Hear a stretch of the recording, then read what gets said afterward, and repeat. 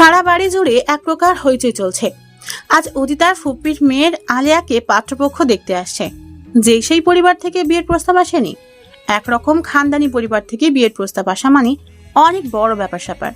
পাত্রের পরিবার বিশাল বড় লোক। পাত্র নিজেও একজন নামি দামি কোম্পানির সফটওয়্যার ইঞ্জিনিয়ার। টাকা পয়সার কোনো অভাব নাই। বিশাল বড় ফ্যামিলি বিজনেস আছে তাদের। আছে ঢাকা শহরে দুটো ডুপ্লেক্স বাসা, একটা নির্জন গার্মেন্টস মার্কেট। পরিবারের সবার জনপ্রতি প্রত্যেকের আছে গাড়ি ও ফ্ল্যাট। আছে নিজস্ব দুটো গ্রোসারি শপ ও সুপার শপ। গ্রামের বাড়িতে প্রচুর জায়গা জমি আছে। সাথে আছে চৌধুরী বংশের বিরাট জমিদার বাড়ি। কোনো কিছুরই কোনো কমতি নেই। সাথে ওনারা সবাই খুব ভালো মনের মানুষ। এরকম পরিবারের সাথে আত্মীয়তা করলে জীবন আর কি চাই। তাই তো সারা বাড়ি জুড়ে এলাহি আয়োজন করা হচ্ছে। পাত্রপক্ষের সবাই যাতে খুশি হয় তাদের আতিথেয়তার এই জন্য। উদিতা তার বড় ফুপির বাড়িতে বেড়াতে এসেছে। এসএসসি পরীক্ষা শেষে 3 মাসের ছুটি, তাই তার বড় ফুপি এক প্রকার জোর করেই তাকে নিয়ে এসেছেন। উদিতা এত সহজে কোথাও বেড়াতে যায় না, খুব অস্বস্তি লাগে তার। খুব ইন্ট্রোভার্ট টাইপের কিনা তাই আসতে চায়নি এখানে, তাও আসতে হয়েছে তার ফুপির জোড়াজড়িতে। আর ওর আব্বু মিস্টার আনিসুল খানও পারমিশন দিয়ে দিয়েছেন তাকে, কারণ এত লম্বা ছুটিতে এভাবে ঘরে বসে বোর্ড হওয়ার থেকে নিজের ফুপির বাড়ি থেকে ঘুরে আসা ভালো। আলিয়া উদিতার থেকে বয়সে বড়। আলিয়ার বয়স 22 আর উদিতার সবেমাত্র 16তে পা রেখেছে। কেন জানি আলিয়া উদিতাকে মোটেও পছন্দ করে না। কথায় কথায় খালি খোঁচা দেয়া তালে থাকে। এজন্যই আরো ফুপির বাসায় আসতে চায় না সে। এর চেয়ে নিজের বাসায় থাকাটাই ভালো। প্রায় 1 সপ্তাহ থাকার পর আজকেই চলে যেতে চাইছিল উদিতা বাসায়, কিন্তু আলিয়ার জন্য হঠাৎ পাত্রপক্ষ আসার কথা শুনে ওর ফুপি তাকে আটকে দিলেন। উদিতা ঘরকন্যার কাজে ভীষণ পটু। রান্নাবান্নায় ওর হাত অসাধারণ। এত বড় ঘর থেকে বিয়ের প্রস্তাব আসা চারটিখানি কথা নয়। আর ওদের খাতিরজনের যাতে কোনো ত্রুটি না হয়, তাই উদিতাকে এখন ভীষণ দরকার তার ফুপি মিসেস লিমার।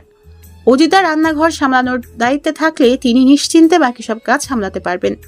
সেই সকাল থেকে রান্নাঘরের কাজে ব্যস্ত উদিতা। গরমে ঘেমে নিয়ে একাকার হয়ে গেছে সে। গোসলও করতে পারেনি এখনো কাজের চাপে। একা হাতে বিভিন্ন পদের রান্নাবান্না সব করছে সে। শুধু ওর ফুফাতো ভাইয়ের বউ তানিয়া ওকে এটা সেটা এগিয়ে দিচ্ছে। আর মিসেস লিমা বাইরে অতিথিদের আপ্যায়ন করছেন এবং সব তদারকির দায়িত্বে আলিয়ার বড় বোন সাফিয়া রয়েছে। যদিও কাজের কাজ কিছুই করছে না সে। পাত্রপক্ষ হিসেবে অনেকে এসেছে, যেন বিয়ে খেতে এসেছে সবাই। বিশিষ্ট শিল্পপতি মিস্টার মোর্শেদ হামিদ চৌধুরী ও মিস্টার এনামুল তামিম চৌধুরীর পরিবার থেকে বিয়ের প্রস্তাব এসেছে। ওনারা আপন 2 ভাই। মিস্টার এনামুল তামিম চৌধুরীর মেজ ছেলে এহতেসাম তাসকিন চৌধুরীর জন্য আলিয়াকে ওনাদের চোখে পড়েছে। ওনাদের বলতে তাসকিনের পছন্দেই ওনারা দেখতে এসেছেন। মিস্টার মোর্শেদের স্ত্রী মিসেস ইয়াসমিন খাতুনও মিস্টার এনামুলের স্ত্রী তারানা হকও এসেছেন। সাথে আছে মিস্টার এনামুলের বড় ছেলে তামজিদ ও তার স্ত্রী তারিন এবং তাদের মেয়ে এরাত। মিস্টার এনামুলের ছোট ছেলে তাজিম এবং মিস্টার মোর্শেদের টুইন ছেলে মেয়ে তাসজিদ ও এনা। সাথে মিস্টার মোর্শেদের পুত্রবধূ কেয়া ও কেয়ার মেয়ে পুতুলও এসেছে। পুতুলের বাবা ও চাচা শুধু ওরা দুজনই আসেনি। তাও মিসেস লিমার কাছে শুধু ওনারাই যথেষ্টের থেকে বেশি মনে হচ্ছে। উনি এবং ওনার স্বামী তো তাদের তদারকি করতে করতে হাঁপিয়ে উঠছেন। চা, নাস্তা, নুডলস, লাচ্ছি, সেমাই, হরেক রকমের পিঠা, পাটিসাপটা, পুডিং, হাতে বানানো cake, biscuit, chicken and vegetable roll, chicken sandwich, nuggets, pasta, chow mein, কিমার কাটলেট, সবজির কাটলেট, নাচোস, হরেক রকমের বড়া, সবজির বড়া, ডালের বড়া, কিমার বড়া, রসমালাই, রসগোল্লা, ছানার মিষ্টি, বুন্দিয়ার মিষ্টি, দই, falooda, borhani, cold coffee, custard, শিক কাবাব, বটি কাবাব, হটডগ, সব রকমের নাস্তার আয়োজন করা হয়েছে। কি নেই খাবারের আইটেমে। সব রান্না সেই ফজরের নামাজের পর থেকে শুরু করেছিল উদিতা। এখন প্রায় বিকেল 4:30 বাজে। এখনো রান্না বান্না পুরোপুরি শেষ হয়নি। একদম ক্লান্ত হয়ে গেছে উদিতা। পাত্রপক্ষের মন রক্ষা করার জন্য এত কিছুর আয়োজন। পছন্দ হলে আজকেই আংটি পরিয়ে দিয়ে যাবে। যে আলিয়া ওকে পছন্দ করে না, সেই আলিয়ার জন্যই এত কিছু করছে সে। আলিয়া তো গতকালকে থেকে রূপচর্চা করা শুরু করেছিল। আজকে পাত্রপক্ষ আসার আগে পর্যন্ত সে রূপচর্চা নিয়েই ব্যস্ত ছিল। পার্লার থেকে সাজগোজ করে এসেছে সে, যাতে তারা তাকে কোনোভাবে রিজেক্ট না করতে পারে। উদিতা মনে মনে হাসলো শুধু আলিয়ার কর্মকাণ্ড দেখে। পছন্দ করার হলে এমনি করবে, এত সাজুগুজু করার কি দরকার বুঝি না।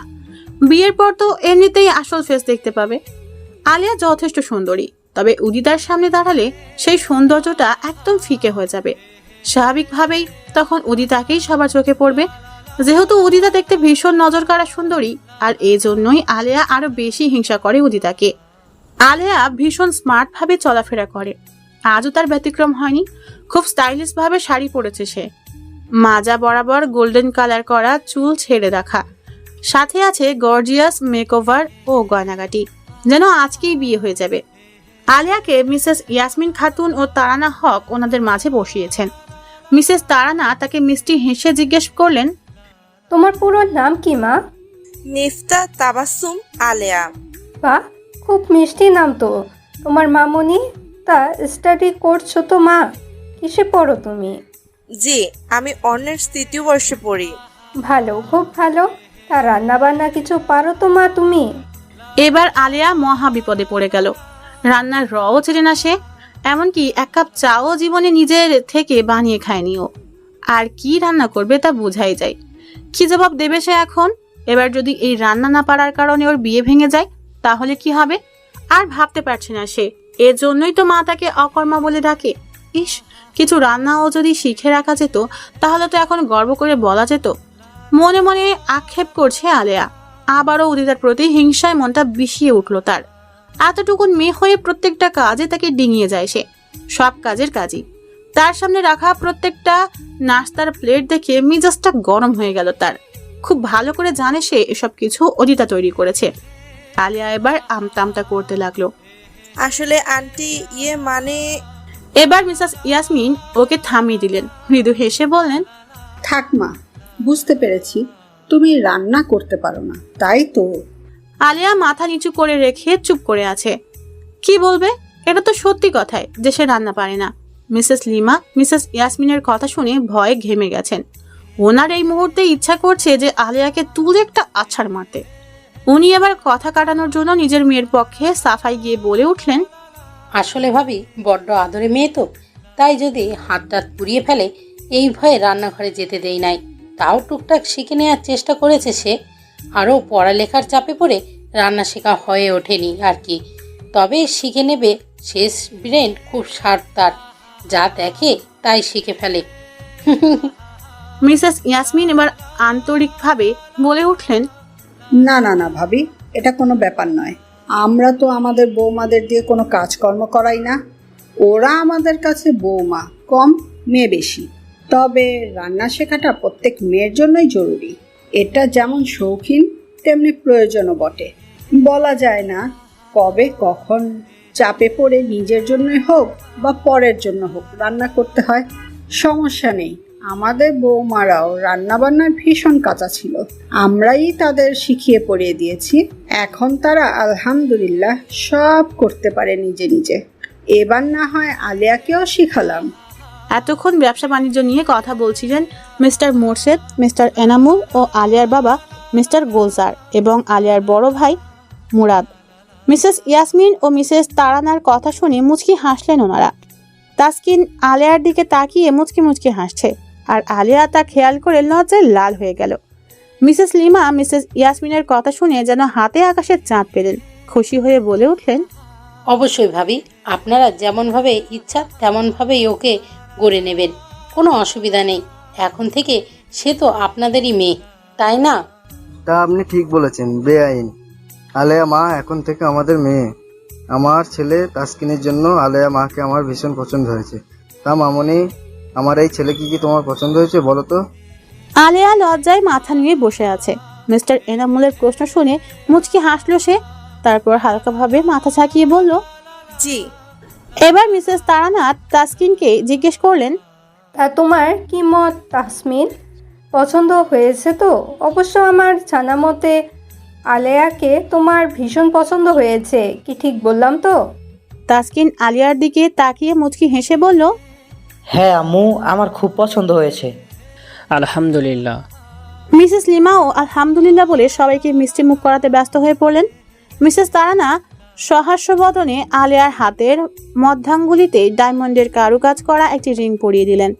মিসেস ইয়াসমিন মোটা 2টা সোনার বালা পরিয়ে দিলেন আলেয়ার হাতে।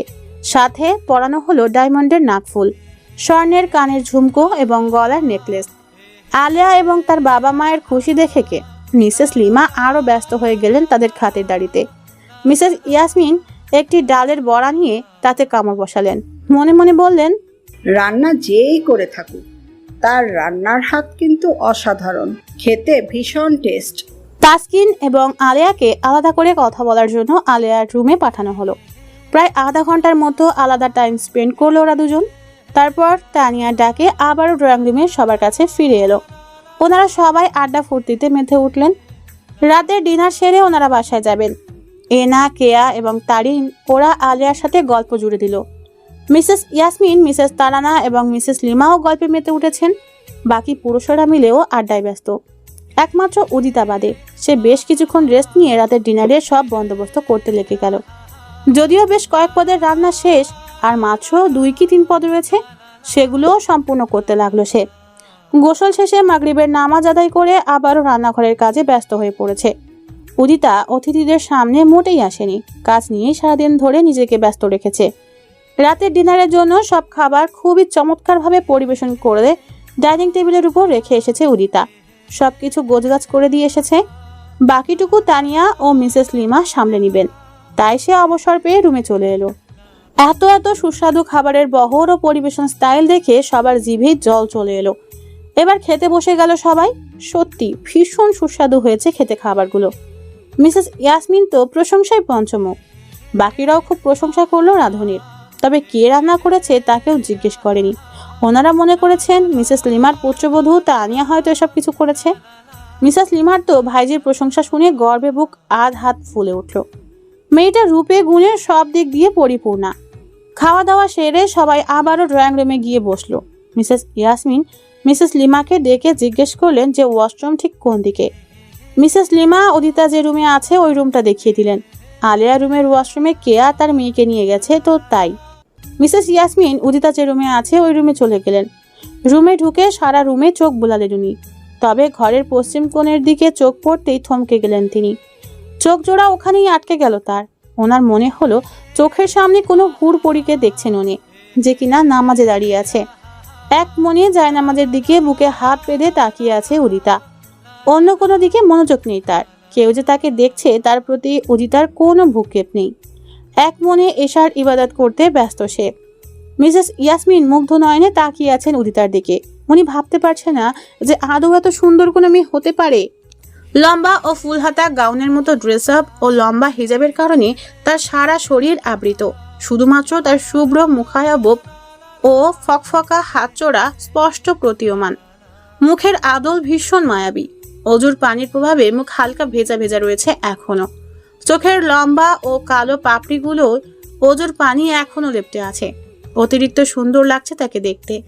মিসেস ইয়াসমিনের মাথা থেকে যেন ওয়াশরুমের চিন্তা হা হয়ে গেছে। মনে মনে তিনি ভাবছেন, কে এই মেয়েটি, কি তার পরিচয়? ওনার ভাবনা শেষ হতে হতে ততক্ষণে উদিতার নামাজ পড়া শেষ হয়ে গেছে। মিসেস ইয়াসমিনকে তার দিকে এক ধ্যানে তাকিয়ে দেখে উদিতা কিছুটা আড়ষ্ট হয়ে গেল। নিজের জড়তা কোনো মতে কাটিয়ে উদিতা মিসেস ইয়াসমিনকে হাসি মুখে সালাম দিল। মিসেস ইয়াসমিন আরেক দফা মুগ্ধ হলেন উদিতার ভয়েস শুনে। তিনিও হাসি মুখে সালামের জবাব দিলেন। আদুরে কণ্ঠে উদিতার পরিচয় জানতে চেয়ে জিজ্ঞেস করলেন, তুমি কে মা? তোমাকে তো ঠিক চিনতে পারলাম না। আমি আসলে আলেয়া আপুর মামাতো বোন ইসরাত আবিয়াত উদিতা আমার নাম। আলেয়া আপুর মেজ মামার মেয়ে আমি। পরীক্ষা শেষে ছুটিতে বড় ফুপির বাসায় মানে এখানে বেড়াতে এসেছি আর কি। বাহ, খুব মিষ্টি তো তোমার নাম, ঠিক তোমারই মতো। তা মামুনি, তোমাকে তো একবারও বাইরে যেতে দেখিনি। আসলে আন্টি, আমি এত মানুষের সামনে কমফোর্ট ফিল করি না, তাই আপনাদের সামনে যাইনি এতক্ষণ। কিছু মনে করবেন না প্লিজ। আমার খুব অস্বস্তি লাগে এত মানুষের সামনে যেতে, তাই। না মা, এত হ্যাজিটেট ফিল করার দরকার নেই। সমস্যা না, আমি কিছুই মনে করিনি। তোমার সাথে দেখা হলো, ভালো হলো। তুমি কি খুব মিষ্টি দেখতে। ধন্যবাদ আন্টি। কোন ক্লাসে পড়ো তুমি মামুনি? মাত্র এসএসসি পরীক্ষা দিয়েছি আন্টি। মিসেস ইয়াসমিন ভাবেননি যে উদিতার বয়স এত অল্প হবে। তিনি ভেবেছিলেন ম্যাচিওর হবে হয়তো। তার কারণ উদিতার চেহারার সম্ভ্রান্ততাই তো তাই বলে। গেট আপ ও প্রাপ্তবয়স্কদের মতো। মিসেস ইয়াসমিন চেহারায় বিস্ময় ভাব চেপে রাখতে পারলেন না। মানে তোমার বয়স মাত্র 16? জি আন্টি। ঠিক এমন সময় রুমে প্রবেশ করলেন মিসেস লিমা এবং মিসেস ইয়াসমিনের ছোট মেয়ে এনা। মিসেস ইয়াসমিনের মতো উদিতাকে দেখে এনাও কিছুটা থমকে গেল, মুগ্ধ হয়ে গেল উদিতাকে দেখে। এত সুন্দর মেয়ে যেন পুরো রূপকথার গল্পের পরীদের মতো দেখতে। কি সুন্দর তার টানা টানা ও বড় বড় চোখ, জিরাফের চোখের মতো। কুচকুচে কালো, ঘন ও লম্বা পল্লব তারা বেষ্টিত চোখ জোড়া দেখলে যে কেউ ফিদা হতে বাধ্য। সেই চোখ জোড়ায় সব সময় বিরাজ করে এক অদ্ভুত শান্তিময় মায়া। তার চোখের চাহনি ভীষণ শীতল, যে কেউ ডুবে যাবে সেই শীতলতা ভরা ঠান্ডা চাহনিতে। কপালের ঠিক মাঝখানে কালো ছোট্ট একটা তিল দেখলে মনে হয় যেন কপালের টিপ বসিয়েছে। ন্যাচারালি গালগুলো টমেটোর মতো ব্লাশিং দেখতে। তরতরে মসৃণ খাড়া নাক তার, রক্তলাল টকটকে টসটসা ঠোঁটচোড়া তার দেখতে খুব বেশি আকর্ষণীয়। এক কথায় অসাধারণ লাগছে তাকে দেখে।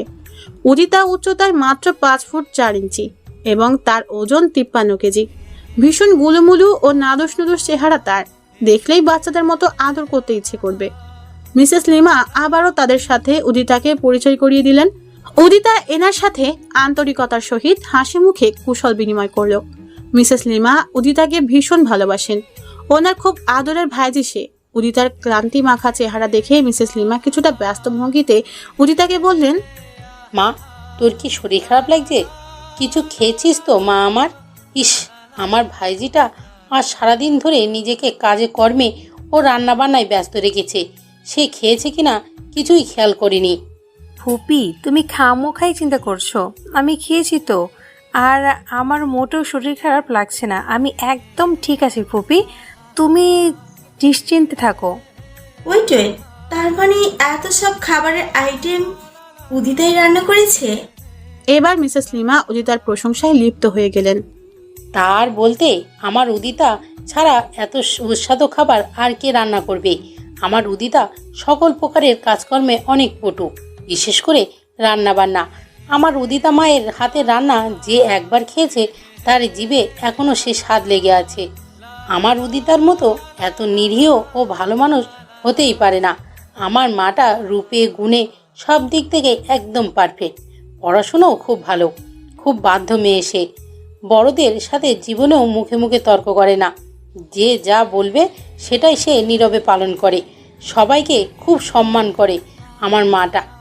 আফসোস, আমার যদি আরেকটা ছেলে থাকতো তাহলে যে করেই হোক আমি উদিতাকে আমার ছেলের বউ বানিয়ে নিতাম, কিন্তু তা তো আর সম্ভব নয়।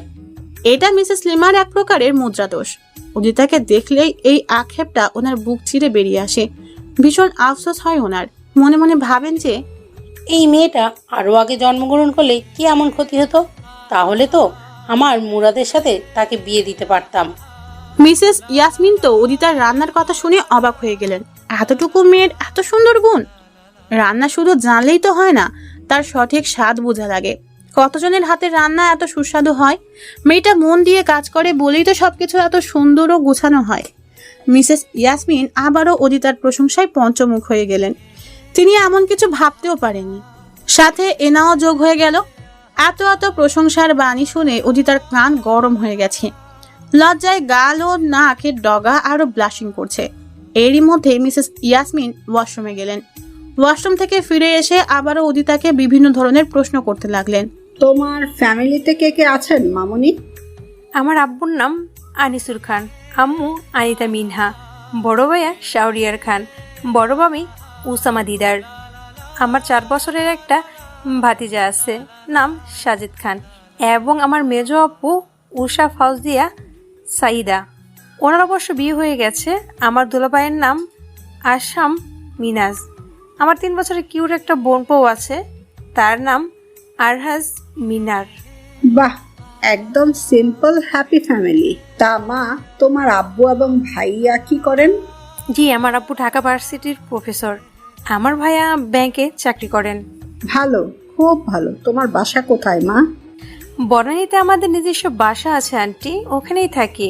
যদিও বাসাটা আহামরি তেমন কিছু নয়, টিন শেডের সাধারণ বাসা, তবু ওটা আমার কাছে অনেক শান্তির নিবাস। কিছু মনে করো না মা, আমিও কিন্তু তোমার মতো খুব সাধারণ একটা ফ্যামিলি থেকে বিলং করি। আমার বাবা একজন প্রাইভেট স্কুলের শিক্ষক ছিলেন। আমরা মধ্যবিত্ত হলেও কি হবে, আমাদের আত্মসম্মান কিন্তু প্রখর। হোক না আমার স্বামী কোটিপতি বা শিল্পপতি, সবার আগে একটাই তো আমার পরিচয় যে আমি একজন সাধারণ পরিবারের মেয়ে। এ নিয়ে আমার কোনো মাথা ব্যথা নেই, বরং এটা আমাদের জন্য গর্বের বিষয়। কি বলো মা? মিসেস ইয়াসমিনের কথা শুনে মুগ্ধ হয়ে গেল উদিতা। তিনি যে একদম নিরহংকার টাইপের মানুষ তা বুঝতে বেশি সময় লাগলো না উদিতার। উদিতার ভীষণ ভালো লাগছে ওনার সাথে কথা বলতে। এরকম অমায়িক মানুষের সাথে কথা বলতে কার না ভালো লাগে। জি আন্টি, এটা আপনি ঠিক বলেছেন। হই আমরা সাধারণ, কিন্তু আমাদের কাছে আমাদের আত্মসম্মানটাই মেন ফ্যাক্ট। মিসেস লিমা অনেক আগেই চলে গিয়েছেন ড্রয়িং রুমের উদ্দেশ্যে। এখন আবার এলেন, এসে বললেন যে মিস্টার মোর্শেদ নাকি তাকে ডাকছেন। এই বলে তিনি আবারও চলে গেলেন। মিসেস লিমার সাথে এনাও চলে গেল। যাবার আগে উদিতাকে আন্তরিকভাবে জড়িয়ে ধরে বলল তাদের বাসায় যাওয়ার কথা। উদিতাও মুচকি হেসে জানালো ইনশাআল্লাহ। ওরা যাওয়ার পর মিসেস ইয়াসমিনও উঠে দাঁড়ালেন। উদিতার সাথে এতক্ষণ সময় কাটিয়ে ওনার ভীষণ ভালো লেগেছে। এবার উনি একটা অবাক করা কাজ করলেন। তা হলো তিনি তার হাত থেকে স্বর্ণের কারুকাজ করা অত্যাধিক সুন্দর একটা চ্যাপ্টা ডিজাইনের রিং খুলে সেটা উদিতার হাতে পরিয়ে দিলেন। উদিতা যার পরনায় বিস্মিত হলো। উদিতা অবাক হয়ে জিজ্ঞেস করলো, এটা আপনি কি করলেন আন্টি? এইসবের কি দরকার ছিল? মিসেস ইয়াসমিন অমায়িক হাসলেন উদিতার প্রশ্ন শুনে। উদিতার মাথায় হাত বুলিয়ে তিনি আদুরে কণ্ঠে বললেন, এটা তোমার এই আন্টির তরফ থেকে সামান্য একটা গিফট। আজ তুমি আমাদের এত মজাদার খাবার রান্না করে খাইয়েছো, সারাদিন ধরে এত এত কষ্ট করে আমাদের জন্য এত সুস্বাদু খাবার বানিয়েছো, তার তুলনায় এটা কিছুই না মামনি। বিশ্বাস করো, তোমার মতো এত ভালো ও সরল মেয়ে আমি কখনো দেখিনি। তোমার সাথে কথা বলতে আমার ভীষণ লাগছে। আল্লাহ চাহেন তো আবার আমাদের দেখা হবে, তবে অন্য কারণে। সেটা তুমি পরে বুঝতে পারবে। এখন এই আন্টির তরফ থেকে এই ছোট্ট গিফটটা তুমি গ্রহণ করবে না মামনি? জি আন্টি, অবশ্যই। আপনার সাথে গল্প করে আমারও ভীষণ ভালো লেগেছে। এখানে তো আরও আশা হবে আপনাদের। আমি থেকে থাকলে অবশ্যই আপনাদেরকে আবারও রান্না করে খাওয়াবো ইনশাআল্লাহ। মিসেস ইয়াসমিন মুচকি হেসে উদিতার কপালে একটা চুমু খেলেন। উদিতার হাতে সালামি 10,000 টাকা গুজে দিয়ে বললেন, মানা করতে পারবে না। এটা তোমার আঙ্কেলের তরফ থেকে সামান্য উপহার। তোমার আঙ্কেল তোমায় দেখেনি ঠিক, কিন্তু দেখলে খুশি হয়ে এর থেকেও বেশি দিতেন। আমি তো সামান্য দিয়েছি মাত্র। আমি চাইছি না তুমি এত অস্থির নিয়ে তাদের সাথে দেখা করো, এই জন্য আমি দিলাম। তোমার যা ভালো লাগবে তাই কিনে নিও। ভালো থেকো মামনি, আর নিজের খেয়াল রেখো। আল্লাহ হাফেজ। জি আন্টি, আপনিও নিজের খেয়াল রাখবেন। আসসালামু আলাইকুম। ওয়ালাইকুম আসসালাম। তাহলে আজ যাই মামনি। এই বলে মিসেস ইয়াসমিন চলে গেলেন। উদিতা ওনার যাওয়ার পানে অবাক হয়ে তাকিয়ে রইল। উনি যা দিলেন তা ফিরিয়ে দেওয়াটা অভদ্রতা হয়ে যায়, তাই বাধ্য হয়ে সেগুলো গ্রহণ করেছে উদিতা। কিন্তু সে বুঝতে পারছে না এই 10,000 টাকা এবং এই স্বর্ণের আংটি এবং উনি কেন দিলেন। শুধুই কি রান্না করে খাওয়ানোতে খুশি হয়ে, নাকি অন্য কোনো কারণে? মাথায় প্রশ্নগুলো জটলা পাকিয়ে বসে আছে উদিতার। আপাতত সে এসব মাথা থেকে ঝেড়ে ফেলে দিল। টাকাগুলো তার হ্যান্ড পার্সে রেখে দিল সে। অতঃপর বিছানায় গিয়ে রিল্যাক্স হয়ে বসলো। মিসেস ইয়াসমিনও ওনার পরিবারের সবাই বিদায় জানিয়ে চলে গেলেন। আলিয়াকে প্রায় 50,000 টাকার মতো সালামি দেওয়া হয়েছে। মিসেস লিমা তো খুশিতে আত্মহারা। আলিয়ার হাতে মাত্র 5,000 টাকা গুজে দিয়ে বাকি টাকা নিয়ে তিনি তার আলমারিতে তুলে রাখলেন। আলিয়া মুখ গোমরা করে বসে রইল। সে ভেবেছিল সব টাকা তার। কালকে সে মার্কেটে যাওয়ার প্ল্যানও করে ফেলেছিল, কিন্তু তাতে তার মা বাগড়া দিয়ে দিলেন। ওনাদের নিচে যা যা খরচ হয়েছে তার থেকেও বেশি টাকা পেয়ে আয়েশ করে পান চিবুতে লাগলেন মিসেস লিমা। দুনিয়াতে টাকাই তো সব। তার মেয়ে যে রানীর হালাতে তার শ্বশুর বাড়িতে থাকবে তা তিনি খুব ভালোই বুঝতে পারছেন। মিস্টার মোর্শেদ জানিয়েছেন পরের সপ্তাহেই ধুমধাম করে এঙ্গেজমেন্টের অনুষ্ঠান সম্পূর্ণ করা হবে এবং এঙ্গেজমেন্টের দিনই সবাইকে জানিয়ে দেওয়া হবে ঠিক কোন দিন বিয়ে। তবে এর আগে ওনারা সুবিধা মতো সবকিছুর সিদ্ধান্ত নেবেন। বড়লোকের বিরাট কারবার বলে কথা। মিসেস লিমা আরো বেশি খুশি এজন্য যে ওনারা কোনো ধরনের যৌতুক দাবি করেননি, উল্টো বলেছেন সোনা দানা দিয়ে মুড়িয়ে রানীর মতো করে সাজিয়ে কনেকে নিয়ে যাবেন তাদের বাড়িতে। শক্ত কাঠের একটা চেয়ারের সাথে বেঁধে রাখা হয়েছে এক লোককে। একটু আগেই লোকটাকে কিডন্যাপ করে নিয়ে আসা হয়েছে। সারা গোডাউন জুড়ে 20 জন লোক কালো গেটাপে দাঁড়িয়ে আছে আশেপাশে। চেহারা দেখা যাচ্ছে না ওদের। এটা একটা গোপন সংঘ তাদের, যেখানে অন্যায়কারীদেরকে উচিত শাস্তি দেওয়া হয়। 20 জন লোক, সবার মুখে কালো মাস্ক লাগানো। চেনার কোনো কুদরতি নেই তাদের। চেয়ারে বাঁধা লোকটিকে 5 জন মিলে এতক্ষণ উদম কেলানি দিয়েছে। এত মার খেয়ে বেচারার অবস্থা খারাপ। এদের কাউকেই চিনতে পারছে না সে। কি কারণে এত মারধর করলো তাও বুঝতে পারছে না। একটা দশাশী লোক এতক্ষণ তার গালে 1000টার মতো চড় মেরেছে।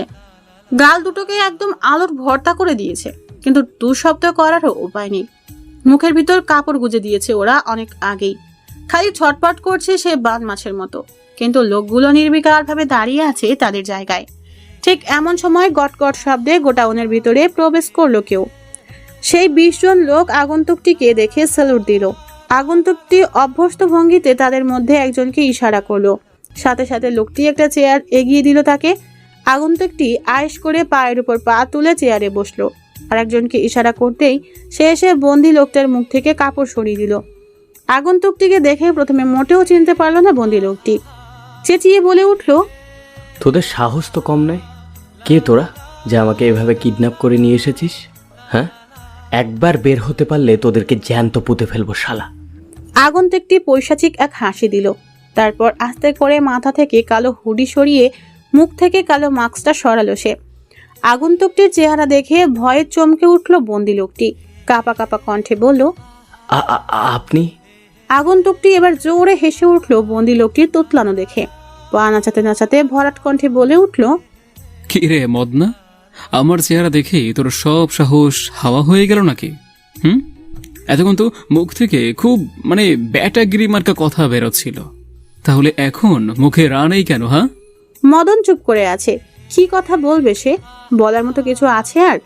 যেখানে বাঘের ভয় সেখানেই সন্ধ্যা হয়, প্রবাদ বাক্যটা যে কতটা সত্যি তা এখন হাড়ে হাড়ে টের পাচ্ছে সে। যেখানে আন্ডারওয়ার্ল্ডের কিং এটিসি সারাজ খানের নাম শুনলে মন্ত্রী মিনিস্টাররা পর্যন্ত ভয় কেঁপে ওঠে, সেখানে আজ মদন খুব বাজেভাবে ফেসে গেছে। এক কথায় ধনীর জম, গরিবের বন্ধু।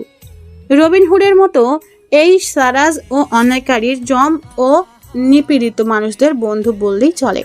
সারাজকে দেখে মদনের তার বিগত সব কুকর্মের কথা মনে পড়ে গেল। ভয়ে থরথর করে কাঁপছে সে। সারাজের ভয়ঙ্কর রক্তলাল চক্ষু দেখে। মদন একটা মেয়ে পাচারকারী চক্রের হেড। ওর নামে প্রায় 54টার মতো মামলা আছে। বর্তমানে আর একটা মামলা দেয়া হয়েছে তার উপর।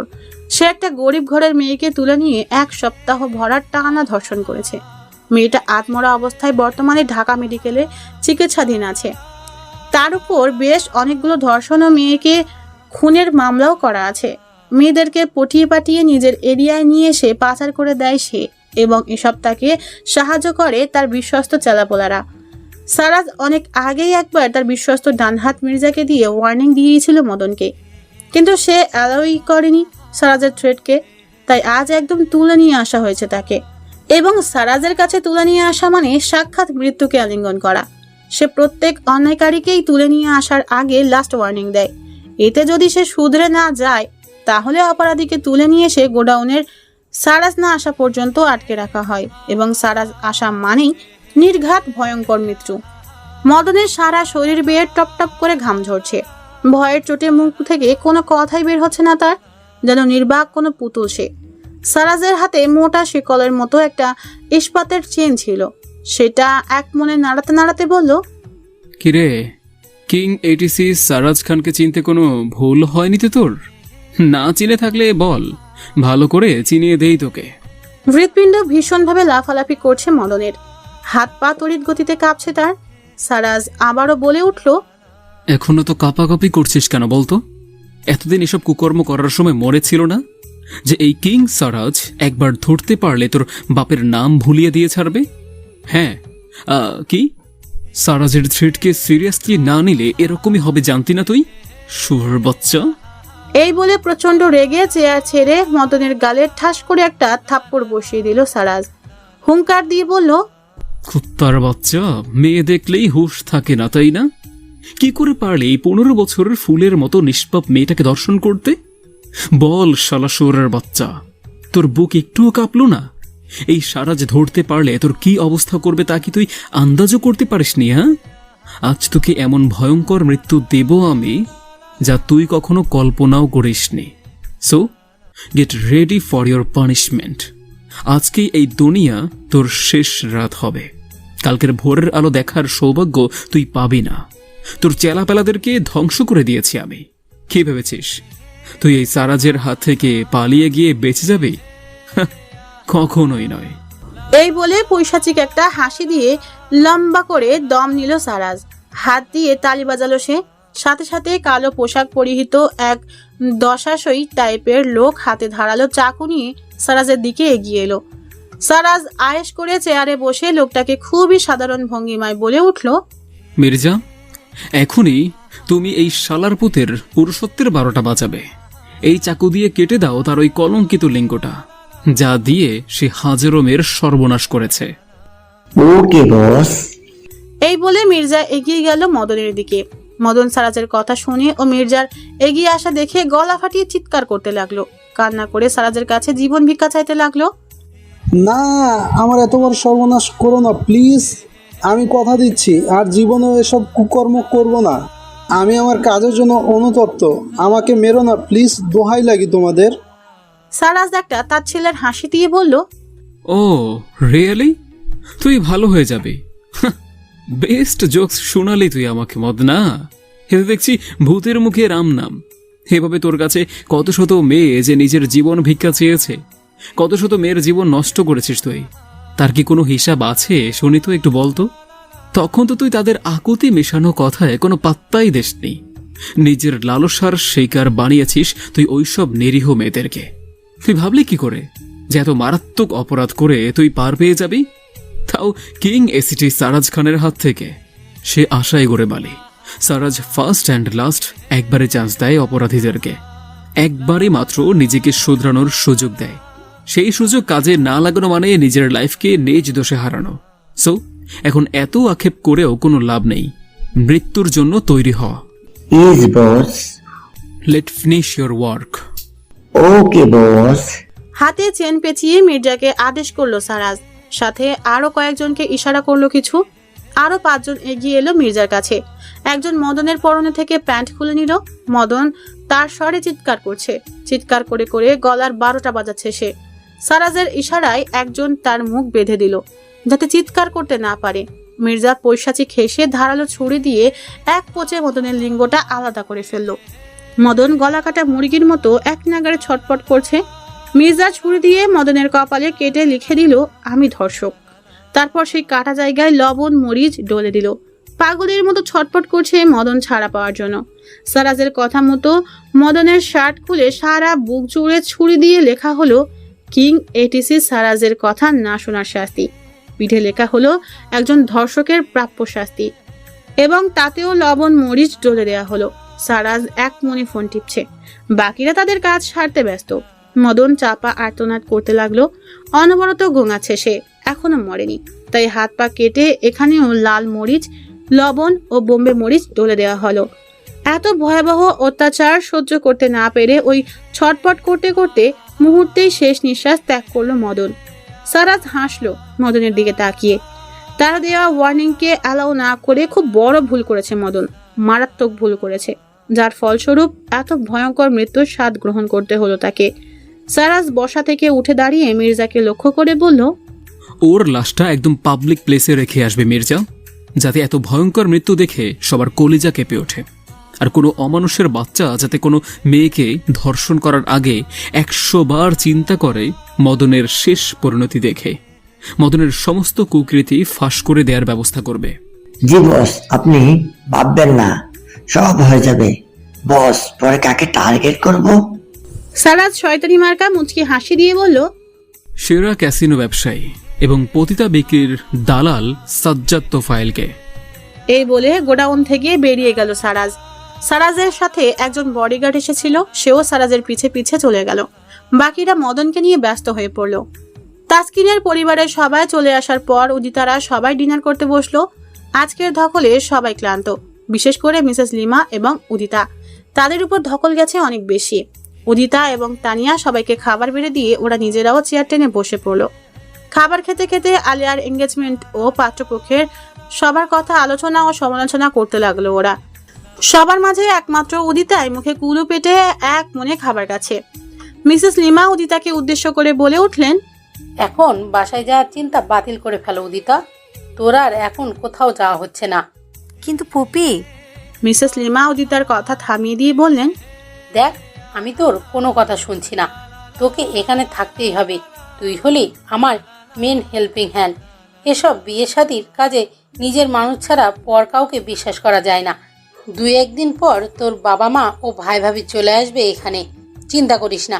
তোকে ছাড়া আমি একদম অচল, তা আজকে হাড়ে হাড়ে বুঝতে পেরেছি আমি। বলেও লাভ নেই, তোকে এখন আমি কোথাও যেতে দিচ্ছি না, ব্যাস। মিসেস লিমার সাথে সায় জানালেন উদিতার ফুফা মিস্টার গুলজার ও বললেন, তোমারই তো বোনের বিয়ে, থেকে যাও মা, তুমি ছাড়া তোমার ফুপ্পি এক হাতে সব সামলাতে পারবে না। থাকবে না মানে? ও থাকতে বাধ্য, এখন কোথাও যাওয়া চলবে না। মিসেস লিমার একরোখা মনোভাব জীবনেও যাবে না। তিনি বলেছেন মানে তার অনুমতি ছাড়া আর এক পাও কোথাও যেতে পারবে না উদিতা। তাই আর কথা না বাড়িয়ে চুপ করে গেল সে। উদিতার মাথায় এখন মিসেস ইয়াসমিনের দেওয়া স্বর্ণের আংটি ও সেই 10,000 টাকা ঘুরপাক খাচ্ছে।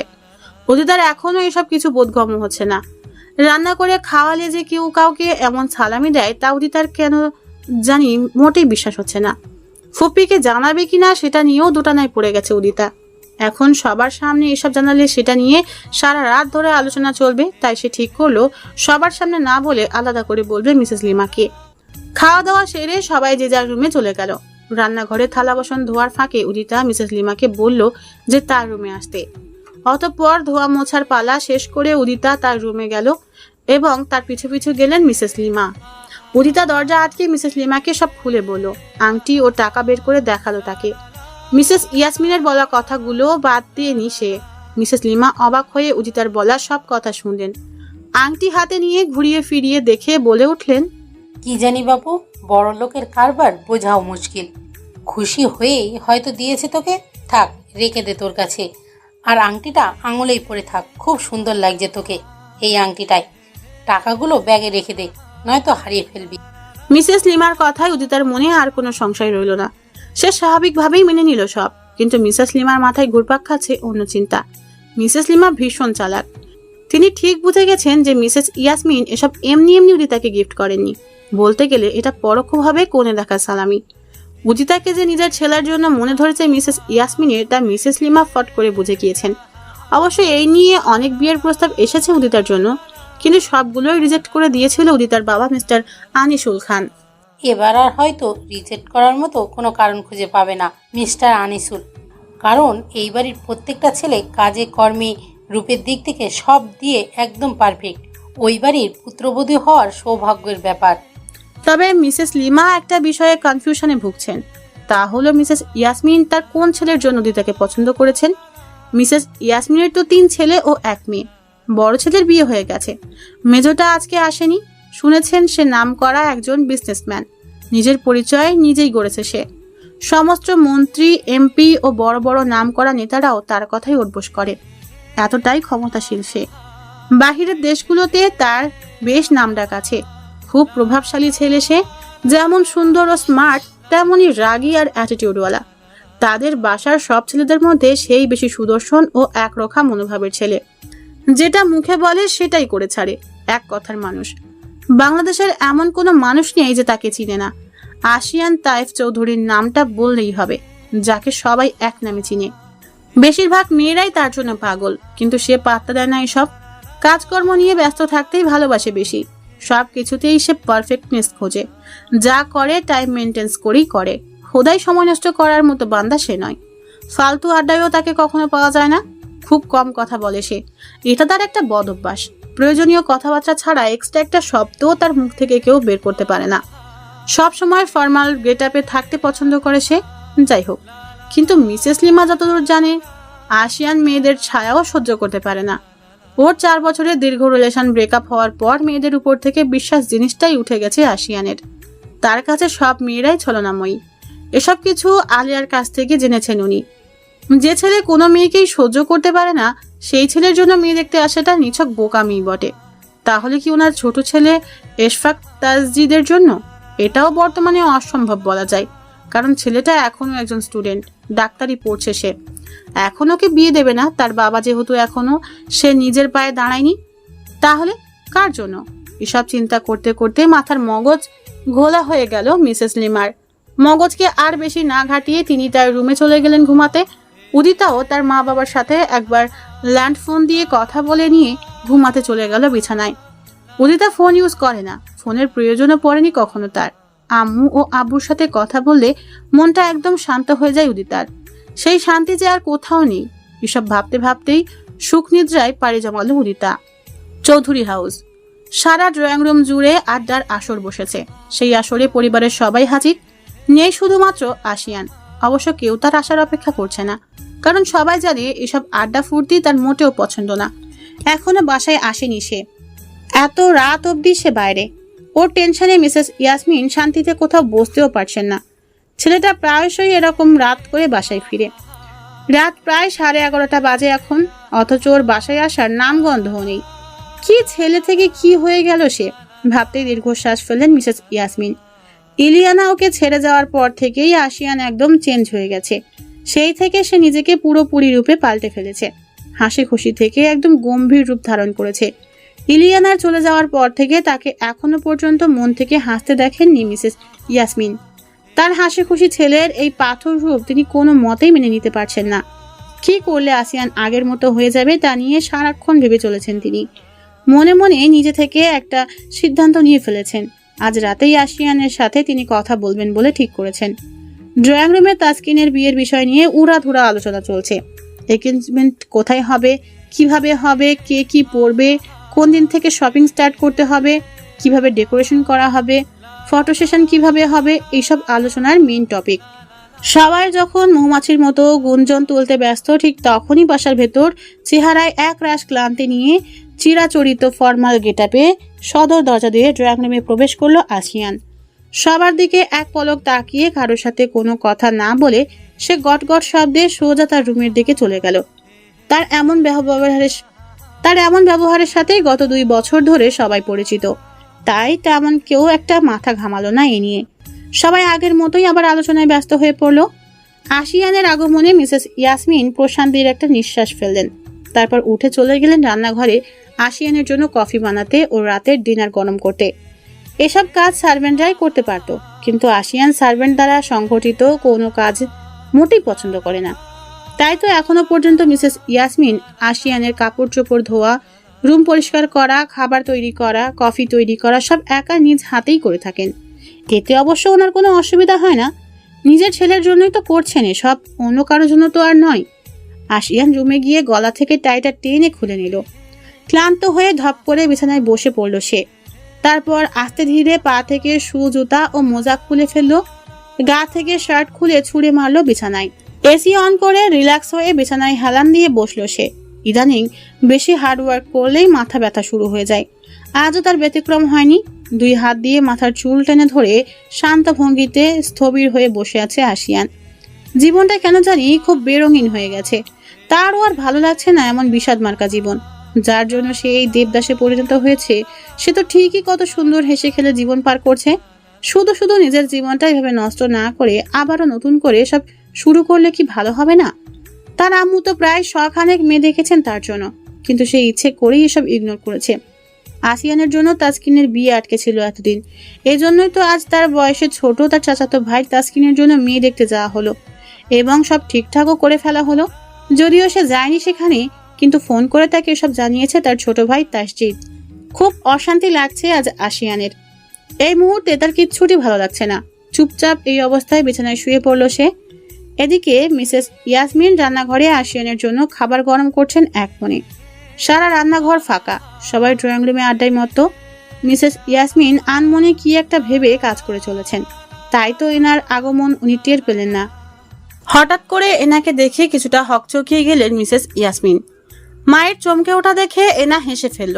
মিসেস ইয়াসমিন নিজেকে সামলে নিয়ে এনার উদ্দেশ্যে বলে উঠল, একটু শব্দ করে তো আসবি নাকি? আচমকা এভাবে আসায় পুরো ভয় পেয়ে গেছি আমি। এনা মিসেস ইয়াসমিনকে রিল্যাক্স হওয়ার টাইম দিয়ে বলে উঠল, আরে আম্মু কুল, ভয় পাওয়ার কিছু আছে? আমি তো তোমার মেয়ে এনা। হয়েছে, আর বলতে হবে না, আমি জানি তুমি আমার মেয়ে। তা কি জন্য এসেছো? ফটাফট বলে ফেলো, টাইম ওয়েস্ট না করে। এনা মায়ের কথা শুনে চোখের চশমা ঠিক করে সিরিয়াস হয়ে বলতে লাগলো, আম্মু, আমি যা ভাবছি তুমিও কি তাই ভাবছো? মিসেস ইয়াসমিন ব্রু কুচকে এনার দিকে তাকিয়ে জিজ্ঞেস করলেন, কোনটা? আমার না উদিতা মেয়েটাকে আশু ভাইয়ের জন্য ভীষণ পছন্দ হয়েছে। কত সুন্দর ফুটফুটে মেয়েটা, বিশ্বাস করো আম্মু, এত সুন্দর মেয়ে আমি এর আগে কখনো দেখিনি। একদম ন্যাচারাল লুক তার, কোনো ধরনের কোনো প্রসাধনী ব্যবহার করেনি, একদম নর্মাল। দেখলেই বোঝা যায় খুব ধার্মিক ও রক্ষণশীল পরিবারের মেয়ে সে, আর ভীষণ সংসারীও বটে। এইদিকে তাসকিন ভাইয়াটার আসল চেহারা তো দেখিনি এখনো, যে হারে পার্লার থেকে সাজগোজ করে এসেছে, বাপরে। আর এত বড় দামরা মেয়ে নাকি রান্না করতে পারে না। কই, আমাকে তো তুমি সব ধরনের রান্নাও ঘরের কাজ শিখিয়েছো, অথচ ওর থেকে আমার পড়ার চাপ বেশি। ইঞ্জিনিয়ারিং পড়া তো আর চারটিখানি কথা নয়। মিসেস ইয়াসমিন এনার দিকে এক পলক তাকিয়ে বললেন, সবার যে সবকিছু শিখতে হবে এমন কোনো কথা নেই এনা। যে সংসার করবে, মানে তোর তাসকিন ভাইয়ের কথা বলছি, তার তো কোনো অসুবিধা নেই। তাহলে তোর এত বিরক্ত লাগছে কেন শুনি?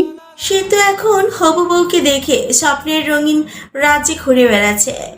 বিয়ের পর ঠিকই টের পাবে কোন ধানি লঙ্কাকে বিয়ে করে এনেছে, তখন তার আফসোসের সীমা রইবে না। দেখো তুমি মিলিয়ে নিও আমার কথা।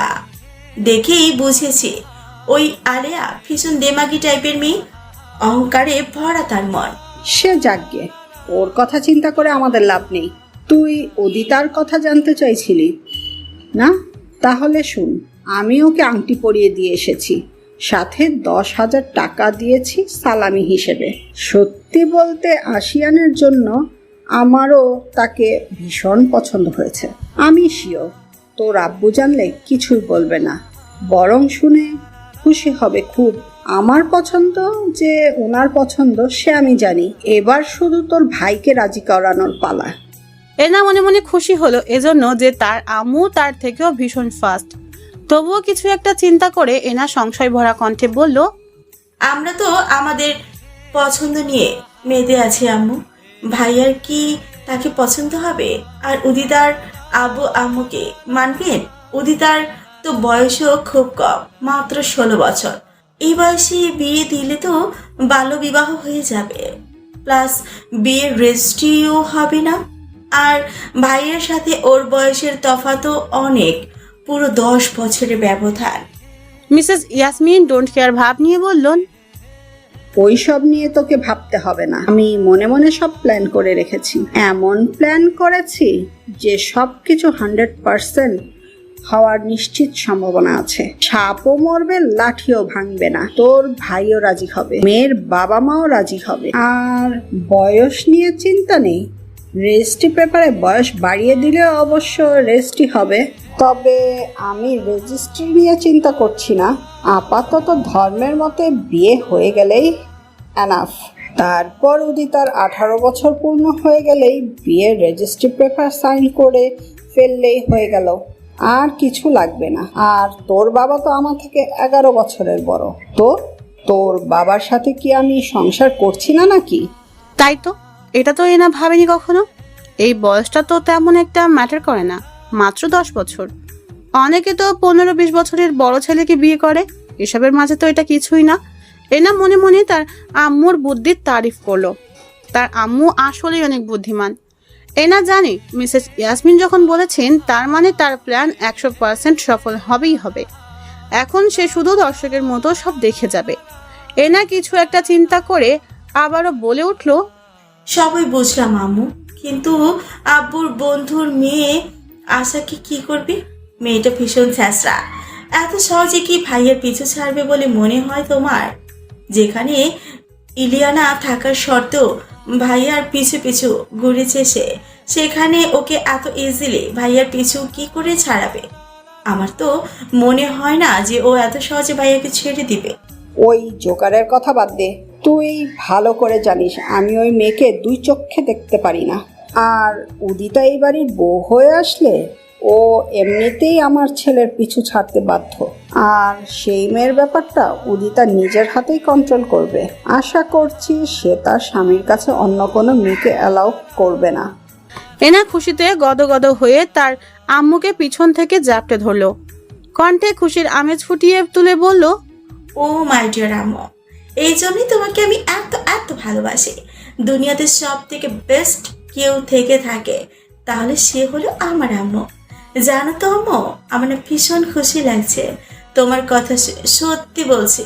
উদিতাকে আমি আমার ভাবি হিসেবে পেলে আর কিচ্ছু চাইবো না।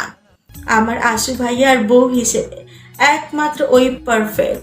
দুজনকে একসাথে দেখলে যে কেউ বলবে মেড ফর ইচ আদার, তাই না আম্মু? মেয়ের খুশি দেখে মিসেস ইয়াসমিনের মুখেও হাসি ফুটে উঠল। সত্যি তিনি খুব ভাগ্যবতী একজন মহিলা। তার বড় ছেলের বউ যেমন নিরহংকার, ভালো মনের, সহজ সরল টাইপের মেয়ে, তেমনি উদিতাও সেরকম।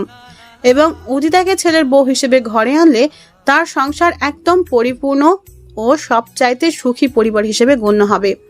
মিসেস ইয়াসমিন কখনোই রত্ন চিনতে ভুল করেন না। বেছে বেছে ঠিকই তিনি খাঁটি রত্ন নিয়ে আসেন তার ছেলেদের জন্য। আশিয়ানের বিয়ের পর তাসজিদের জন্য মেয়ে দেখতে হবে। নিজের ছেলে মেয়েদেরকে একটা দিক লাগাতে পারলে এবং তাদের জন্য সঠিক জীবনসঙ্গী বাছাই করে দিয়ে তাদেরকে সুখী দেখে তিনি তখন শান্তিতে মরতেও পারবেন। তখন আর তার মধ্যে কোনো আক্ষেপ থাকবে না। মিসেস ইয়াসমিন মেয়ের মাথায় হাত বুলিয়ে দিয়ে আদুরে কণ্ঠে বললেন, পাগলি মেয়েটা আমার, শুধু দোয়া কর তোর ভাইয়া যাতে সহজেই বিয়ের বিষয়টা মেনে নেয়। এতে আমার বাকি কাজ সারতে সুবিধা হবে। আর হ্যাঁ, তোর আর আমার মধ্যকার কথাবার্তা যেন লিক না হয়। এই সব ব্যাপারে ঠিক সময় না হওয়া পর্যন্ত যেন কেউ জানতে না পারে। সব ঠিকঠাক করে আমি সবাইকে জানিয়ে দেব। আগে তোর ভাইকে ম্যানেজ করি, তারপর। মনে থাকবে তো? ঠিক আছে আম্মু, তুমি নিশ্চিত থাকতে পারো এইসব ব্যাপারে এখন কেউ কিছু জানবে না। মিসেস ইয়াসমিন একটা ট্রেতে খাবার ও করা এক মগ কফি নিয়ে এনাকে উদ্দেশ্য করে বললেন, আচ্ছা এখন তুই ডাইনিং রুমে যা, সবার সাথে গিয়ে গল্প কর। আর তোর আব্বুকে এই চায়ের কাপটা দিয়ে দিস। আমি আশিয়ানের রুমে যাচ্ছি। সারাদিন ধরে ছেলেটা বাসায়ও আসেনি, খেয়েছে কিনা সেটাও জানি না। আমি যাই। এই বলে মিসেস ইয়াসমিন তারা দেখিয়ে চলে গেলেন। এনাও চায়ের কাপটা হাতে নিয়ে ড্রয়িং রুমের দিকে পা বাড়ালো। মিসেস ইয়াসমিন ট্রে হাতে আশিয়ানের রুমে নক করে ঢুকলেন। রুমে ঢুকে দেখলেন আশিয়ান সবেমাত্র শাওয়ার নিয়ে ওয়াশরুম থেকে চুল মুছতে মুছতে বেরোচ্ছে। মিসেস ইয়াসমিনকে দেখতে পেয়ে আশিয়ান মলিন হাসলো। তার চোখ মুখ দেখে বোঝা যাচ্ছে ভীষণ টায়ার্ড হয়ে আছে সে। মিসেস ইয়াসমিনের বুকটা হু হু করে উঠল ছেলের এই অবস্থা দেখে। তার এত হাসি খুশি ছেলেটা এভাবে বদলে গেল কেন? বাইরে যত মেকি হাসি হাসুক, ভেতর থেকে তো 3 গুণ কষ্টে তাকে প্রতিনিয়ত কুড়ে কুড়ে খাচ্ছে। যা আর কেউ বুঝতে না পারলেও মিসেস ইয়াসমিন ঠিকই বুঝতে পারেন। মিসেস ইয়াসমিনও হাসি মুখে আশিয়ানের কাছে গিয়ে বিছানার পাশে সেন্টার টেবিলের উপর খাবারের ট্রেটা রাখলেন। আশিয়ানের পরনে 3/4 ট্রাউজার ও গায়ে একটা টি শার্ট। ভেজা চুল থেকে টপ টপ করে পানি পড়ছে। লম্বা লম্বা চোখের পাপড়ি ও গালের খোঁচা খোঁচা কালো চাপতাড়িতে ফোঁটা ফোঁটা পানি আটকে আছে। রক্তলাল ঠোঁটজোড়াও ভেজা। তার ডান গালে কুচকুচে কালো একটা তিল তার সৌন্দর্য আরো 5 গুণ বাড়িয়ে দিয়েছে। হলুদ ফর্সা চেহারায় ভীষণ মায়া বিরাজ করছে তার। আশিয়ান উচ্চতায় প্রায় 6 ফুট 2 কি 3 ইঞ্চি হবে। জিম করা 6 প্যাকওয়ালা ফিট বডি তার। দেখতে ভীষণ অ্যাট্রাকটিভ। তার ওই লুক যে কোনো মেয়ে ফিদা হওয়ার জন্য যথেষ্ট। সেই লেভেলের স্ট্রং পার্সোনালিটি তার মধ্যে বিদ্যমান। এখন সে যে লুকে আছে, আফটার শাওয়ার, এই লুকে দেখলে তো মেয়েরা পাগল হয়ে যাবে। মিসেস ইয়াসমিন আশিয়ানের হাতে কফির মগ ধরিয়ে দিলেন। আশিয়ান মগ হাতে নিয়ে বিছানায় বসে পড়ল। মিসেস ইয়াসমিন টাওয়েল হাতে নিয়ে সযত্নে আশিয়ানের মাথার চুল মুছে দিচ্ছেন আর বলছেন, তোকে কতদিন বলেছি বাবা, গোসল শেষে সবার প্রথম মাথার ভেজা চুলগুলো আগে মুছে নিবি। চুল ভেজা থাকলে তোর ঠান্ডা লেগে যাবে। তুই তো আমার কোনো কথাই শুনিস না। আশিয়ান মুচকি হেসে কফির মগে তৃপ্তির সাথে চুমুক দিয়ে এক হাত দ্বারা আমাকে জড়িয়ে ধরলো, আবারও মুখে হাসি ফুটিয়ে বলল, তুমি থাকতে আমি নিজের কথা কখনো চিন্তা করি না আম্মু, কারণ আমি জানি অন্যরা আমার কেয়ার করার কথা ভুলে গেলেও আমার আম্মু আমার কেয়ার করার কথা জীবনেও ভুলবে না। কেয়ামত হয়ে গেলেও আমার আম্মু আর সবার মতো স্বার্থপর হয়ে আমায় ফেলে চলে যাবে না, কারণ আমি জানি আমার আম্মু আমায় ভীষণ ভালোবাসে। মিসেস ইয়াসমিন সহাস্য বদনে আশিয়ানের মাথায় একটা চুমু খেলেন। আশিয়ানকে তিনি অনেক বেশি ভালোবাসেন। এর একটা কারণ হলো গিয়ে আশিয়ান যখন মিসেস ইয়াসমিনের গর্ভে আসে তখন ডক্টর বলেছিলেন বেবি নষ্ট করে ফেলতে, কারণ মিসেস ইয়াসমিনের প্রেগন্যান্সিতে বেশ কিছু কমপ্লিকেশনস দেখা দিয়েছিল। তারপরও ডক্টরের কথা উপেক্ষা করে তিনি বেবি নষ্ট করেননি। আল্লাহর উপর ভরসা করেছিলেন তিনি। উনি যখন 7 মাসের প্রেগনেন্ট তখন হোঁচট খেয়ে পড়ে যাওয়ার ফলে বেবি তার নির্দিষ্ট স্থান থেকে উল্টে যায়। এতে ওনার লাইফ রিস্ক আরও বেড়ে যায়। পরে ডেলিভারিতে ডক্টররা বলেছিলেন যে মাকে কোনো মতে বাঁচানো গেলেও বেবিকে নাও বাঁচানো যেতে পারে, কারণ বেবির অবস্থা তখন খুব শোচনীয় ছিল। উল্টো হয়ে মায়ের নাড়ির সাথে পেঁচিয়ে গেছে সে। প্রায় 4.5 ঘন্টা সিজার অপারেশনের পর বাচ্চাকে কোনো মতে বাঁচানো গেলেও ডক্টররা তখনও শিওর হতে পারেননি যে আদৌ বাচ্চা বাঁচবে কিনা।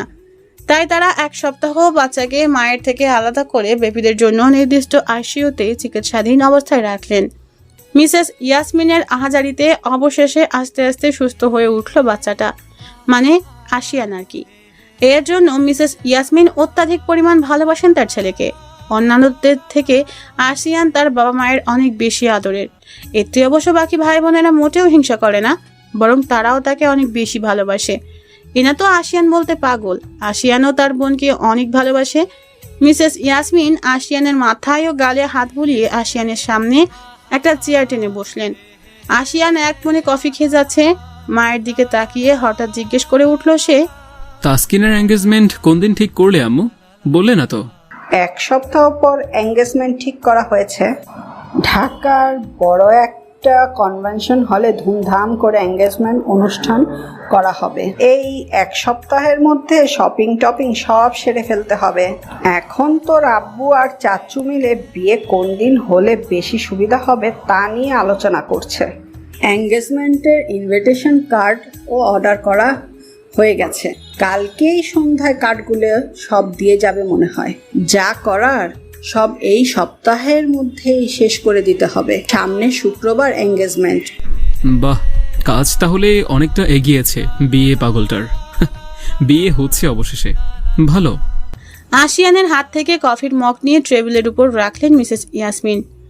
আশিয়ানের মাথা ব্যথাটা কফি খাওয়ার পরে অনেকটাই হালকা হয়ে গেছে।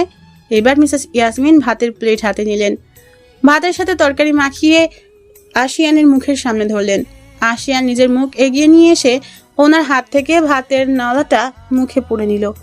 মিসেস ইয়াসমিন আশিয়ানকে উদ্দেশ্য করে বলে উঠলেন, বলছি কি, বয়স তো আর তোর কম হলো না বাবা, 26-এর কোঠায় পা রেখেছিস।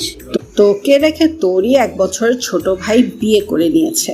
তুই আর কতদিন এভাবে ইলিয়ানার কথা ভেবে নিজেকে কষ্ট দিবি বলতো বাবা? যে মেয়েটার জন্য নিজেকে এইভাবে হার্ট করছিস সে মেয়েটাই তো ঠিক অন্য লোকের সাথে খুশিতে খুশিতে সংসার করছে। আমারও তো ইচ্ছে তোর বউকে দেখার, তোর সন্তানাদি দেখার। আমার নাতি নাতনিদের কোলে নিতে তো বড্ড ইচ্ছে করে। কতদিন আর বাঁচবো বল বাবা? মরার আগে তোকে সুখী দেখতে চাই আমি। তোকে বিয়ে শাদী করিয়ে তোর বাচ্চা কাচ্চার মুখ দেখে তারপর মরেও শান্তি পাবো বাপ। এবার তো অন্তত আমার কথা শোন। আজ পর্যন্ত কোনো বিষয়ই নিয়ে তোর ইচ্ছার বিরুদ্ধে যাইনি। তুই যেটা করতে চাইছিস তা নিয়ে কখনো তোকে জোর করিনি। সব সময় তোর মতামতকে প্রাধান্য দিয়েছি। তুই ইলিয়ানার কথাও বলেছিলি, তাতেও অকপটে রাজি হয়েছিলাম, একমাত্র তুই খুশি হবি বলে। এবারও তোর সুখটাকেই মুখ্য বিচার করছি বাবা। কোনো বাবা মা চায় না তার সন্তান এভাবে একটা মেয়ের কষ্ট নিজেকে তিলে তিলে শেষ করে ফেলুক। এভাবে প্রতিটি রাত বালিশ ভিজিয়ে নির্ঘুম কাটাস। আমার হাসি খুশি ছেলেটা এই যে এমন রূপ আমি আর মেনে নিতে পারছি না। কাঁদো কাঁদো হয়ে কথাগুলো শেষ করলেন মিসেস ইয়াসমিন। আশিয়ান একদম চুপ করে খাচ্ছে, কোনো কথা বলছে না। ভাবছে সে সত্যিই তো নিজের বাবা মাকে কত কষ্ট দিচ্ছে, তার জন্য ওনারা ব্যথিত হয়ে আছেন। আম্মু তো সত্যি কথাই বলেছেন। ইলিয়ানা তো তার কোটিপতি বয়স্ক স্বামীকে নিয়ে বেশ সুখে শান্তিতে আছে, তাহলে সে কেনই ছলনাময়ী মেয়েটার জন্য নিজেকে এবং বাবা মাকে ও পরিবারের লোকজনদের কষ্ট দিবে? অথচ এই পরিবারের লোকজনরাই তার শুভাকাঙ্ক্ষী, সবাই তার ভালো চায়। মনে মনে ঠিক করে নিল সে আর তার পরিবারের লোকজন ও মা বাবাকে দুঃখ দিবে না, তারা যা চায় সেও তাই করবে। আশিয়ান গলা খাকারি দিয়ে শান্ত কণ্ঠে বলল, আমি কি করলে তুমি খুশি হবে আম্মু? তোমার খুশির জন্য আমি সব করতে পারবো। তুমি যা চাও তাই হবে। আমার কথার কোনো নড়াচড়া হবে না, ঠিক আছে? আই প্রমিস ইউ আম্মু। মিসেস ইয়াসমিন ছেলের কথা শুনে খুশিতে আত্মহারা হয়ে গেলেন যেন। এক মুহূর্তের জন্য তিনি বাকহারা হয়ে গেলেন। তারপর আনন্দের সাথে কাঁপা কাঁপা কণ্ঠে বললেন, সত্যি সত্যি বলছিস বাবা? তুই আমার কথা রাখবি? আমি যা বলবো তা শুনবি বাবা? আশিয়ান মিসেস ইয়াসমিনের এক হাত টেনে নিয়ে হাতের উল্টো পিঠে চুমু খেয়ে ওনার হাতটা নিজের গালের সাথে লাগিয়ে বলল, আমি সবসময় খেয়াল করে দেখেছি আম্মু, তুমি যা বলো এবং যা করো আমার ভাই বোনদের ভালোর জন্যই করে থাকো। বরং আমরা কেউ যদি তোমার কথা অমান্য করি তখন আমরা সেটার ফল ভোগ করি। মনে আছে প্রথম যেদিন ইলিয়ানকে বাসায় নিয়ে আসি তোমার সাথে পরিচয় করিয়ে দেওয়ার জন্য, তখন তুমি আমায় বলেছিলে যে ওই মেয়েটার সুবিধার নয়, কেমন যেন অহংকারী ও লোভী টাইপ লাগে দেখলে। তখন ওকে এসব বলার কারণে তোমার সাথে রাগ করে আমি 2 দিন কথা বলিনি। এখন আমি হাড়ে হাড়ে বুঝতে পারি ওই দিন আমার মায়ের কথা মিথ্যা ছিল না। আমার আম্মু যে মানুষ দেখলে চিনতে পারে কে কোন টাইপের, তা হয়তো আমি ওই দিন ভুলে গিয়েছিলাম এবং আজ তার ফল আমি ভোগ করছি। আমার প্রত্যেকটা ভাই বোন যখন তোমার কথা শুনি না তখন আমরা ঠিকই সেটার ফল হাতে নাতে পেয়ে যাই। আমি সেদিন থেকে প্রতিজ্ঞা করেছিলাম আমি আমার আম্মুর সব কথা শুনব। আর আমার আম্মু আমার কাছে কিছু অনুরোধ করেছে, তা আমি কেমন করে মানা করতে পারি বলো তো? ছেলের কথা শুনে মিসেস ইয়াসমিনের চোখে খুশির ঠালায় পানি চলে এলো। এজন্যই তো তার কলিজাটাকে তিনি এত ভালোবাসেন। মিসেস ইয়াসমিনের মুখ ঝলমল করছে আনন্দে। আশিয়ানকে যত্ন করে খাবার খাইয়ে তিনি বললেন, জানিস বাবা, আজ তোর কথা শুনে আমার ভীষণ আনন্দ হচ্ছে। কতজন সন্তানই বা তার বাবা মার খুশির কথা ভাবে। তবে আমি যা সিদ্ধান্ত নিয়েছি তাতে শুধু আমি, তোর বাবা নয়, পরিবারের সবাই খুশি হবে। সেই সাথে তুইও অনাবিল সুখে থাকবি। জানিস আজ আলেয়ানকে দেখতে গিয়ে অন্য একটা মেয়েকে দেখে এলাম। তাকে আংটি পরিয়ে দিয়ে সাথে কনে দেখার সালামি 10,000 টাকা দিয়ে এসেছি আমি। মিসেস ইয়াসমিনের কথায় বিষম লেগে গেল আশিয়ানের। তার আম্মু যে এত ফাস্ট তা সে ভাবতেই পারেনি। মিসেস ইয়াসমিন বুঝলেন যে এই কথা শুনে তার ছেলে মারাত্মক শক খেয়েছে। তিনি আশিয়ানকে পানির গ্লাস এগিয়ে দিলেন। গ্লাস হাতে নিয়ে সে ঢকঢক করে সারা পানি খেয়ে শেষ করে ফেলল। নিজেকে কোনো মতে রিল্যাক্স করে বলল, মানে এত জলদি মেয়ে দেখে পছন্দ হয়ে গেছে তোমার? তাহলে আর বলছি কি, এমন মেয়েকে কেউ হাতছাড়া করে নাকি? বোকা ছেলে। আজকালকার যুগে এত ভালো মেয়ে পাওয়া দুষ্কর। আমরা ওখানে যাবার পর এত এত খাবারের আইটেম দিয়ে আমাদের আতিথেয়তা করেছে উনারা। হাতের রান্নাগুলো লাজবাব ছিল। আমি ভেবেছিলাম মনে হয় মিসেস লিমার ছেলের বউ তানিয়া এসব মেক করেছে, বাট আমার ধারণা সম্পূর্ণ ভুল ছিল। এত সব রান্নাগুলো সেই মেয়েটা একা হাতে করেছে। আমি তো শুনে পুরো তাজ্জব বনে গেছিলাম। এতটুকু মেয়ে কাজে এত পারদর্শী, তা সত্যি অবিশ্বাস্য। খালি রান্না বান্নার কথা শুনেই তুমি গলে গেলে? এটা কোনো কথা হলো আম্মু? মোটেই না। মেয়েটা অনেক ধার্মিক আর খুব ভদ্র পরিবারের মেয়ে, দেখলেই বোঝা যায়। আমি যদি ওয়াশরুমে না যেতাম তাহলে হয়তো মেয়েটিকে আমি দেখতেই পারতাম না। সারাটা দিন ধরে নিজেকে কাজে ব্যস্ত রেখেছে। একবারও আমাদের সবার সামনে আসেনি। কাজ শেষ করে রুমে গিয়ে নামাজ পড়ছিল, তখন আমি ওকে দেখেছি। আলেয়ার মামাতো বোন সে, নাম ইসরাত আবিয়াত উদিতা। ওর নাম যেমন সুন্দর, সে তো দেখতে একদম নজর করা সুন্দরী। সত্যি বলতে এত সুন্দর মেয়ে আমি খুব কম দেখেছি। ওকে আমার ভীষণ ভালো লেগেছে রে। তোর সাথে মেয়েটাকে মানাবে। তোর কাছে আমার একটাই আবদার, আর তা হলো আমি উদিতাকে তোর বউ করে এ বাড়িতে নিয়ে আসতে চাই। মানা করিস না বাবা, প্লিজ। আশিয়ান কয়েক মুহূর্ত চুপ করে থাকলো। সে বুঝতে পারছে মেয়েটাকে তার আম্মুর ভীষণ মনে ধরেছে। না হলে তিনি এত এত রিকোয়েস্ট করতেন না আশিয়ানকে। মিসেস ইয়াসমিন এত সহজে কারো প্রশংসা করেন না, তাও জানে সে। মনে মনে মেয়েটার কথা চিন্তা করছে আশিয়ান। উদিতা নামটা জীবনের প্রথম শুনছে সে, একদম আনকমন নাম। মায়ের কথা মতো মেয়েটাও তার নামের মতো আনকমন হবে তো, নাকি ইলিয়ানার মতো সেও ছদ্মবেশী ছলনাময়ী? ইলিয়ানার মুখেও তো কত মায়া বিরাজ করে। এই মায়ার মাঝে নিজেকে বিলীন করে দিয়েছিল সে, উজাড় করে ভালোবেসেছিল তাকে, কিন্তু বিনিময়ে পেল এক বুক কষ্ট আর জীবনের উপর হতাশা। বেঁচে থেকেও যেন মরে গেছে সে। এই একটা মেয়ে তার জীবনটাকে একদম ছাড়খাড় করে দিল। এখন তার নিত্যদিনের সঙ্গী সিগারেট এবং মদ, বিয়ার, হুইস্কি। সারা রাত ছটফট করে কাটে তার, ঠিকমতো ঘুমাতে পারে না, যার কারণে চোখের নিচে ডার্ক সার্কেল তৈরি হয়েছে। সিগারেট খেতে খেতে টকটকে লাল ঠোঁট এখন কালচে লাল রঙের হয়ে গেছে। ভালোবাসা নামক শব্দটার উপর থেকে বিশ্বাস উঠে গেছে ওর। এখন আর কোনো মেয়েকে দেখলে সেই অনুভূতিটা আসে না, আসে শুধু এক বুক ঘৃণা। সে জানে মেয়ে মানেই ছলনাময়ী, ধোকাবাজ। তারা ছেলেদের মন নিয়ে খেলতে জানে। মিসেস ইয়াসমিন তো বিয়ের কথা বলেছেন ঠিকই, কিন্তু আদৌ কি আশিয়ান তাকে মেনে নিবে? সেটা তো মিসেস ইয়াসমিনের অজানা। একজন মন ভাঙা মানুষের কষ্ট সে ছাড়া আর কেউ কখনো বুঝবে না। এক ধরনের ছেলেরা একটা মেয়েকেই মন প্রাণ উজাড় করে দিয়ে ভালোবাসে, তাই ভালোবাসার মানুষের থেকে প্রাপ্ত ধোঁকা ওরা এত সহজে মেনে নিতে পারে না। এই কষ্ট ভুলতে সারাদিন তারা নিজেদেরকে কর্মব্যস্ত মানুষ হিসেবে দেখালেও দিন শেষে তারা প্রচন্ড রকমের একাকিত্বে ভোগে। রাতের অন্ধকারে ঝড়ো হাওয়ার সাথে মিশে যায় তাদের হাজারো কষ্টে ভরা আর্তনাদ। কে বুঝবে তাদের দুঃখ? বোঝার মতো কি কেউ আছে? হয়তো আছে, হয়তো বা নেই। আশিয়ান একটা দীর্ঘশ্বাস ফেলে মিসেস ইয়াসমিনের দিকে তাকিয়ে শান্ত কণ্ঠে বলল, তোমার পছন্দতেই আমার পছন্দ আম্মু। তোমার যখন মেয়েটাকে এত ভালো লেগেছে তাহলে ঠিক আছে, আমি ওকেই বিয়ে করব। তুমি যা ভালো বোঝো তাই করো, তবে প্লিজ আই রিকোয়েস্ট ইউ, সব কিছু যেন একদম সিম্পলভাবে সম্পূর্ণ হয়। আমি এত বার্গেনিং সহ্য করতে পারবো না।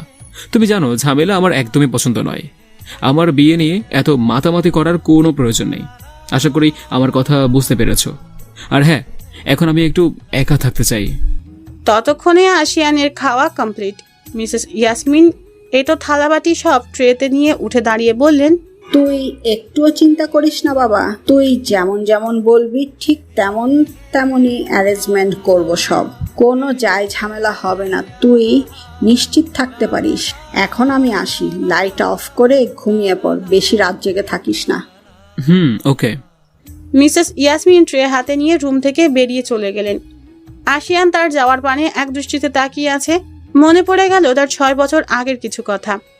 আশিয়ান ও ইলিয়ানা একই ভার্সিটিতে পড়তো, তবে ইলিয়ানা আশিয়ানের 1 বছর জুনিয়র ছিল। ইলিয়ানাকে নবীনবরণ উৎসবে হলুদ ও লালের সংমিশ্রণে শাড়ি পরিহিতা অবস্থায় প্রথম দেখেছিল আশিয়ান। দেখা মাত্রই তার চোখ জোড়া সেখানে আটকে গিয়েছিল। কি সুন্দর তার হাসি, মনটা যেন জুড়িয়ে গিয়েছিল তার। সেই থেকে ইলিয়ানার সাথে আশিয়ানের পরিচয়, এবং কথায় কথায় আশিয়ান তাকে প্রপোজ করে ফেলে। ইলিয়ানাও প্রায় সাথে সাথে প্রপোজালটা অ্যাকসেপ্ট করে ফেলল, যেন এই অপেক্ষাতেই ছিল সে। তারপর তাদের রিলেশনের শুরু। আশিয়ান সব সময় ইলিয়ানাকে সময় দিত। সব কাজের উপর ইলিয়ানের ইম্পর্টেন্স ছিল তার কাছে অনেক বেশি। ইলিয়ানাও তাকে ভালোবাসতো।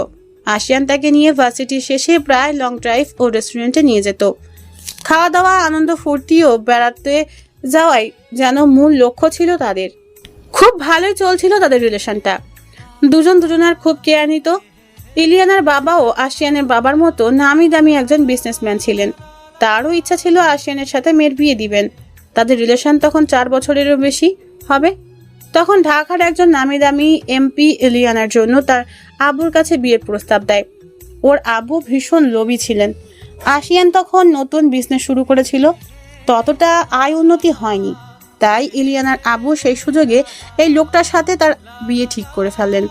ইলিয়ানা প্রথম রাজি হয়নি, কিন্তু পরে যখন দেখলো ওই লোকটার বাড়ি গাড়ি টাকা পয়সার কোনো অভাব নেই এবং কাবিন হিসেবে নগদ 1 কোটি টাকা ও 2টা ডুপ্লেক্স বাসা দিবে, তখন সেও আর লোভ সামলাতে পারেনি। মূলত আশিয়ান বড়লোক দেখেই শো অফের জন্য তার সাথে রিলেশনে গিয়েছিল সে, কিন্তু বর্তমানে ওই লোকটা আশিয়ানের থেকেও অনেক বেশি প্রভাবশালী। তাই সে অকপটে বিয়েতে রাজি হয়ে যায় এবং আশিয়ানের সাথে সম্পর্কের ইতি ঘটায়। আশিয়ান সেদিন অনেক কান্না করেছিল, কিন্তু তাও মন গলেনি ইলিয়ানার।